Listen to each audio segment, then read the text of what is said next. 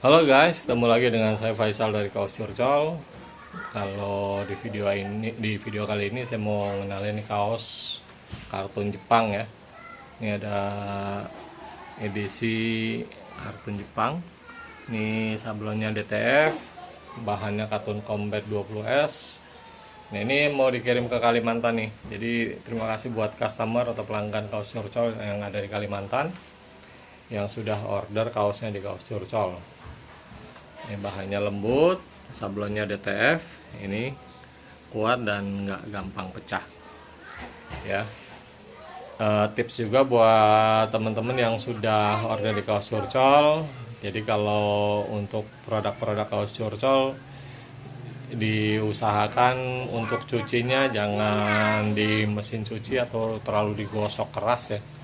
Jadi biar awet gitu. Terima kasih atas orderannya, ditunggu orderan selanjutnya. See you. Thank you.